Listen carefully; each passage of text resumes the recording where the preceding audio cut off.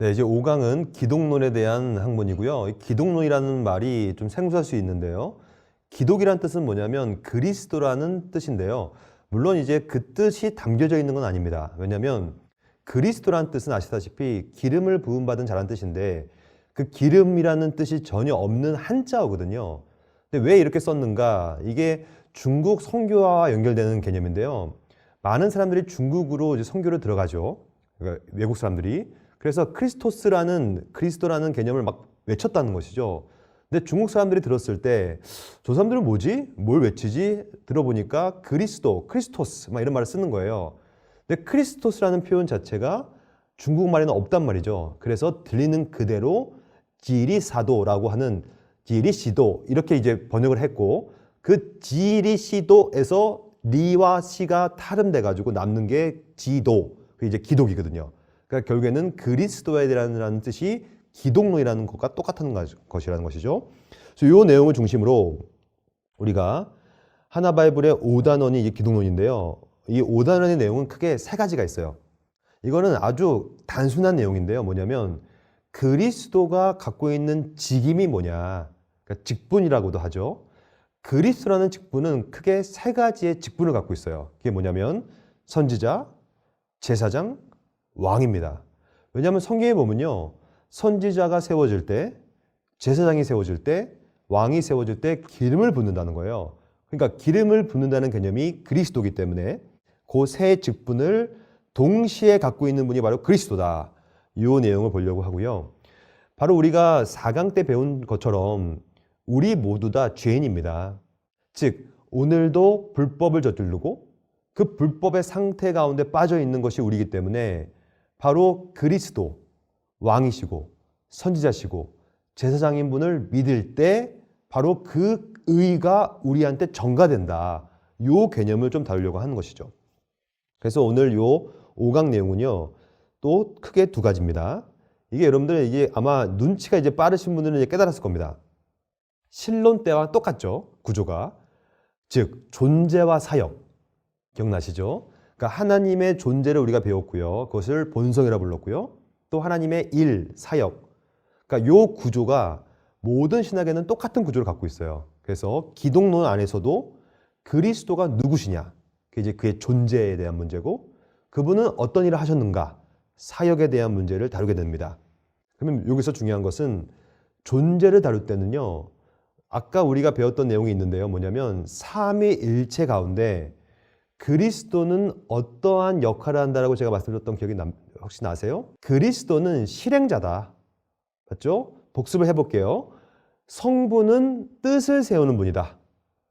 그리스도 성자는 그 뜻을 실행하는 자다. 성령은 그 뜻을 적용하고 완성하는 자다. 이렇게 배웠지 않습니까?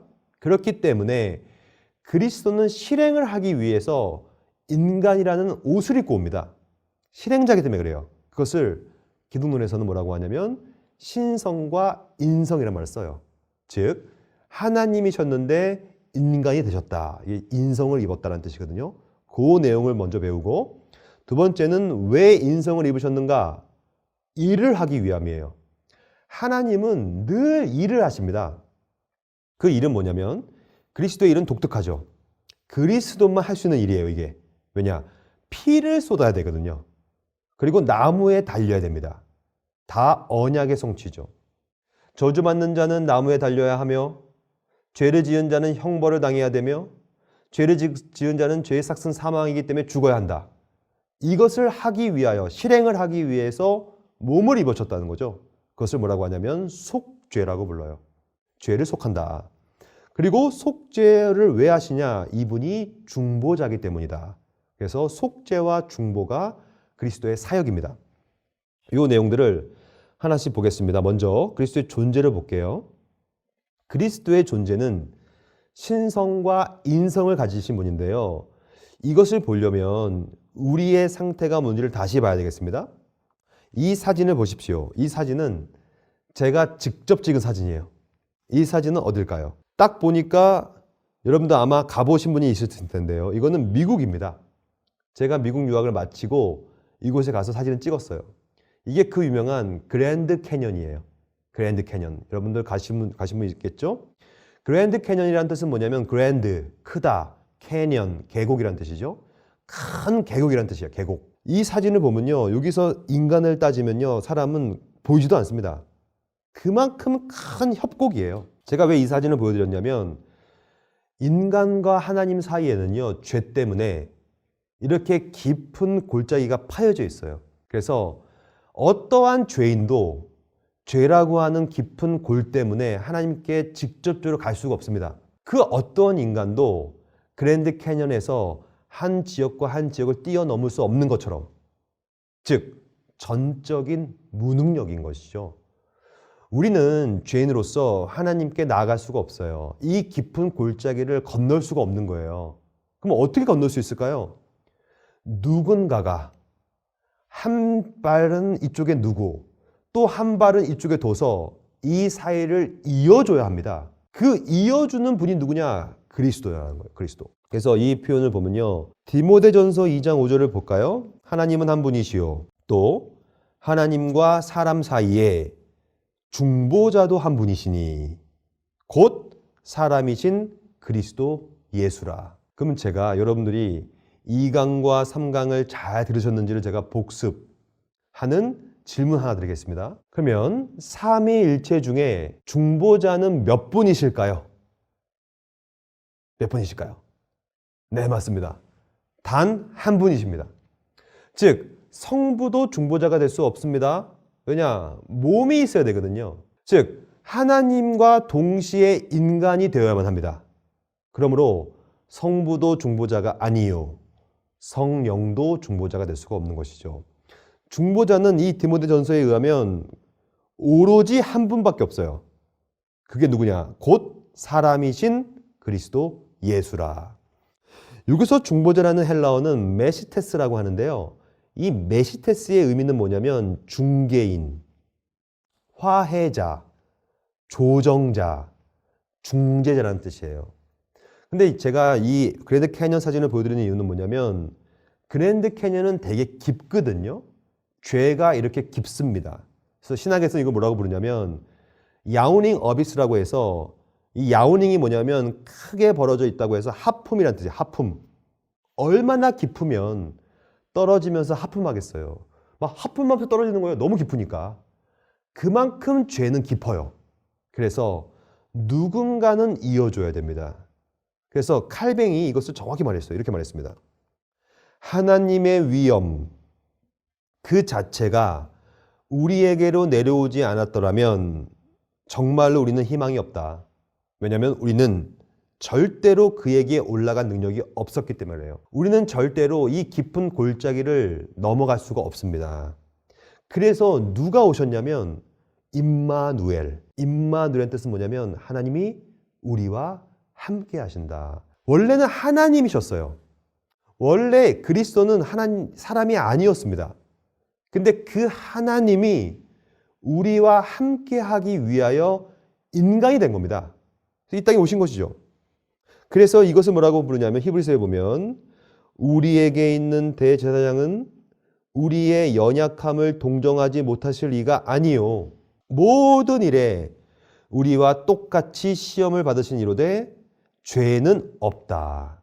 즉 중보자는 반드시 참 하나님과 동시에 참 인간이 되어야만 합니다.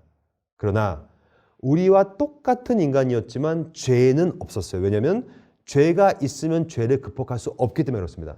그래서 죄를 극복하기 위하여 죄가 없는 인간으로 오신 것이죠. 여러분들은 이 지점에서 무엇을 가르쳐 줘야 되냐면 이렇게 말씀을 해야 돼요. 너도 죄인이다. 나도 죄인이야. 우리는 죄 때문에 하나님께 나아갈 수가 없어. 그래서 누군가는 도와줘야 돼. 그 누군가가 누구냐면 중보자라는 분이 계세요. 그래서 그때 반드시 복음을 선포하시기 바랍니다. 죄라는 것을 꼭 말씀드리고 그 다음에 너도 죄인인데 어떻게 할래? 하나님께 나아갈 수가 없는데 어떻게 할래? 누군가가 도와줘야 돼. 그러면서 예수님에 대한 가르침을 꼭 전하세요. 예수님은 중보자셔. 너와 하나님 사이를 이어줄 분이야 라고 복음을 꼭 선포해 주세요. 그 복음이 뭐냐?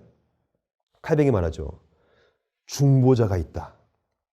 그리고 그 중보자는 반드시 참 하나님이어야 되고 동시에 참 사람이어야 한다. 그것이 우리에게, 여러분과 저에게는 매우 중요한 문제예요. 칼뱅이 뭐라고 했냐면 이것이 왜 매우 중요하냐? 그 이유는 여러분과 제가 죄인이기 때문에 중요한 거예요.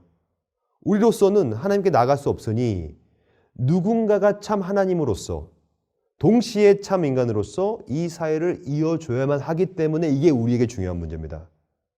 그럼 여기서 중요한 것은 그리스도는 그러므로 반드시 하나님이셔야 되고 동시에 반드시 인간이어야만 해요.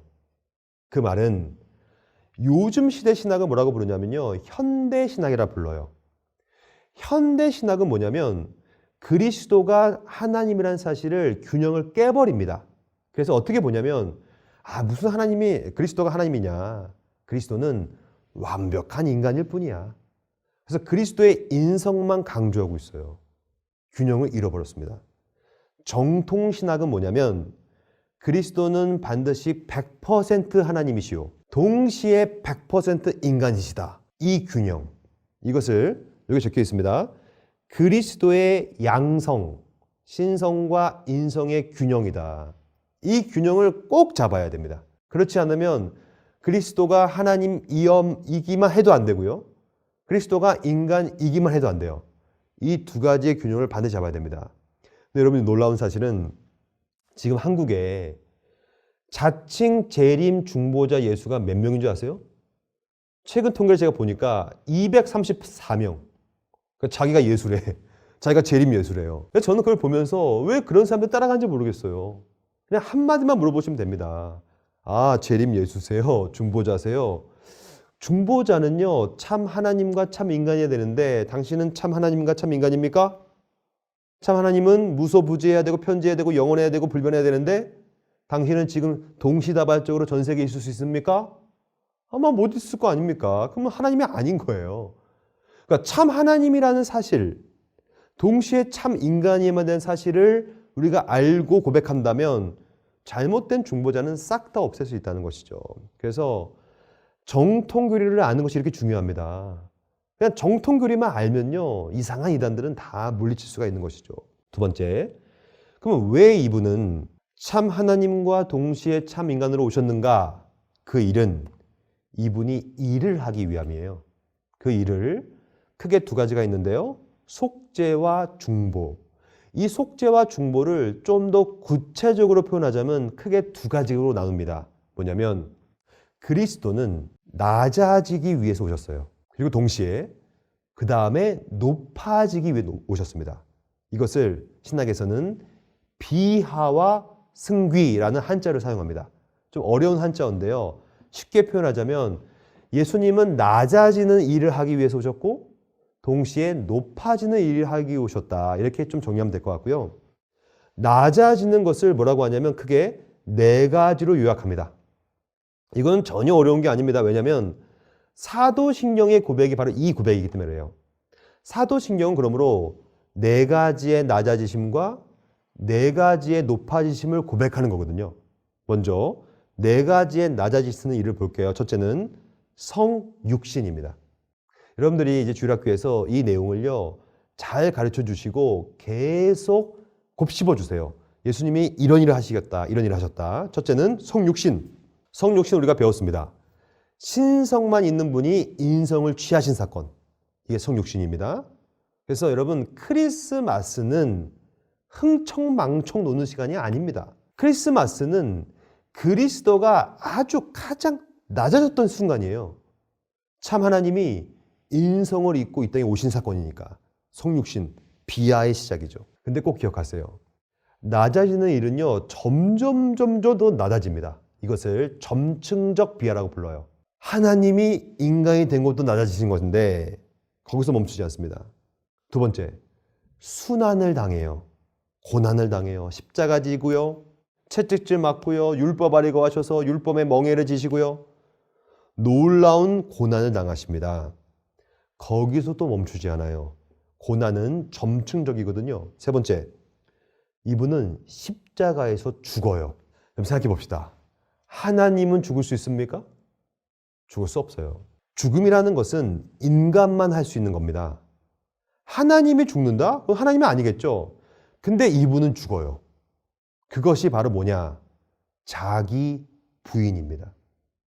여러분, 그리스도께서 뭐라고 하셨냐면 나를 따라오려거든 십자가를 지고 자기를 부인하고 나를 따라와라. 이거는 예수님만 말할 수 있는 표현이에요. 왜냐하면 예수님만 자기를 진짜 부인해버렸거든요. 예수님은 하나님이셨습니다. 근데 죽어버렸어요. 자기를 부인해버린 거예요, 진짜. 그것이 예수님의 낮아짐이에요. 근데 거기서 멈추지 않습니다. 점점 낮아져요. 어디까지 낮아지냐면 이분은 요한복음 1장에 보면요. 빛이요 생명이시다. 근데 빛이고 생명이신 분이 어두운 무덤과 죽음의 장소라고 하는 무덤에 들어가요. 완전 자기를 부인해버린 겁니다. 그래서 이것을 성육신, 순환, 죽으심, 장사, 무덤에 들어가심. 이게 그리스도의 일이에요. 근데 여기서 멈추면 안 됩니다. 우리는 성육신하여 고난당해서 죽어서 무덤에 있는 예수를 믿는 게 아닙니다. 그럼 뭐 그냥 33살의 나사렛 청년이 비참하게 죽어서 죽은 거로 끝나는 거예요. 그것이 우리가 믿는 그리스도가 아닙니다. 여기서 멈추지 않아요. 그리스도는 낮아지고 낮아졌지만 이제부터 다시 높아지십니다. 그것이 뭐냐? 시작은 부활이에요. 그래서 우리가 믿는 그리스도는요, 부활하신 그리스도입니다. 무덤에 거하신 분이 아니고 부활도 똑같아요. 승기, 높아짐도요 점층적이거든요. 부활을 하시고 나서 하늘로 올라가세요. 승천. 그리고 하늘로 올라가서 뭐 하시는가? 보좌 우편에 앉아 계십니다. 보좌 우편에 앉는다는 것은 뭐냐면 이제 왕으로서 통치한다는 뜻이에요. 통치. 높아진 거죠. 그래서 이제 딱 하나 남았습니다, 여러분. 그리스도가 하실 일은 이제 다 성취가 되었는데요. 다 하나 남았어요. 그게 뭐냐? 승귀의 마지막 재림입니다. 재림은 왜 하시냐면 이분은 이제 심판자로 오세요. 즉 낮아지는 이유는 심판을 받으러 오세요. 그래서 심판받고 죽는 거예요. 죄 때문에. 근데 높아지는 것은 뭐냐면 이제 심판자가 되어서 죄를 심판하러 오십니다. 그것이 재림이에요.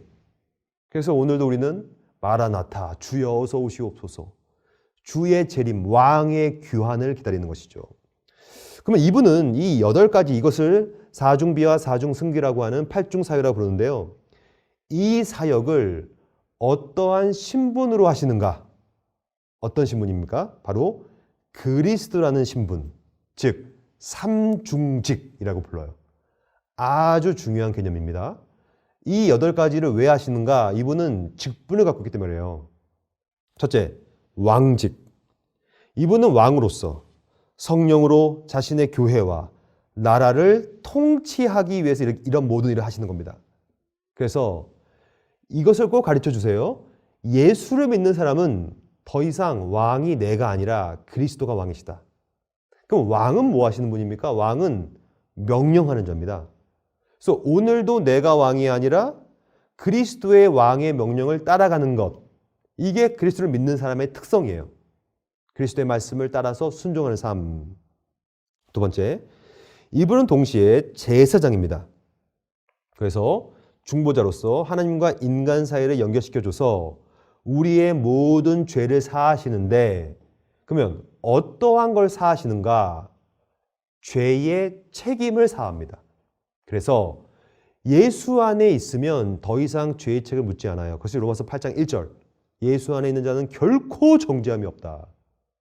그 죄의 책임은요, 과거의 죄의 책임, 현재의 죄의 책임, 심지어 내일 지을, 내일 모레 지을, 10년 후에 지을 죄의 책임조차도 사해져 버려요. 즉 예수 안에 있으면요, 더 이상 죄의 책을 묻지 않습니다. 그것이 죄책을 사하는 개념. 그러나 이렇게 멈추면 안 됩니다. 하지만 예수님은 여러분과 저의 오염과 부패는 사하지 않았습니다. 그래서 오늘도 죄인인 겁니다.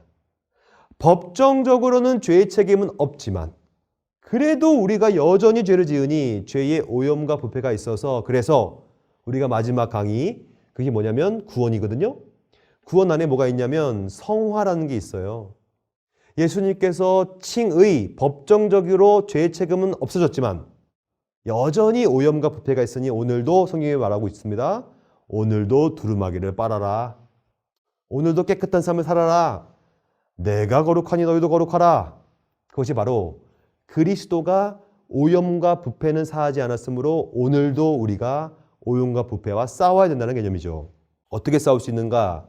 세 번째, 그가 선지자이기 때문에 오늘도 하나님께서는 설교를 통하여 이렇게 지금 하고 있는 교리 교육을 통하여 또 우리가 주일학교 공과 공부를 통하여 하나 바이블이라는 공과를 통하여서 성령께서 그리스도의 말씀을 선지자직을 통하여서 우리한테 오늘도 선포하고 계신다. 여러분, 이것은요 지금도 이 일이 벌어지고 있어요.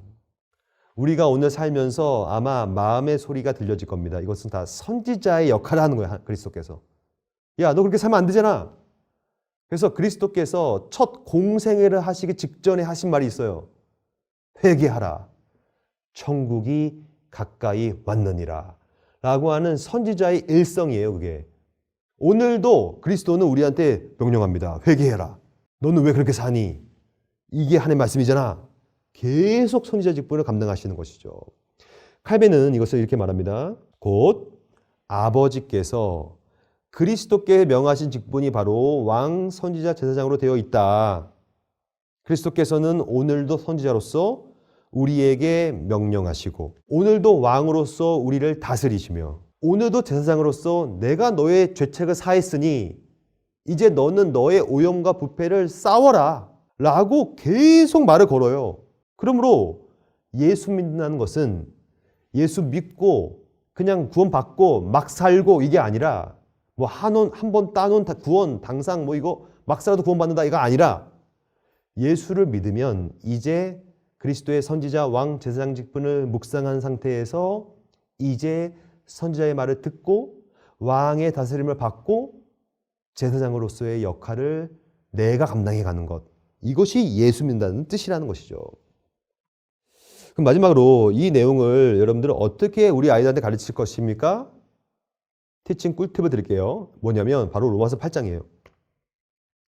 로마서 8장 29절에 보면 이런 말이 나와요. 하나님이 미리 아신 자들을 또한 그 아들의 형상을 본받게 하기 위해 미리 정했다.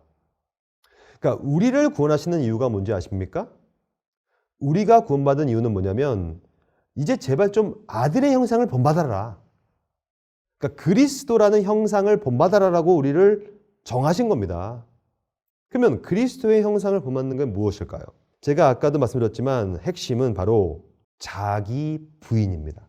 저는 이것이 전부라고 생각해요. 즉 자기를 부인하여 우리를 구원해 주신 겁니다. 예수님은 하나님이셨는데 자기를 부인해 버렸어요. 그래서 인간이 돼 버렸습니다.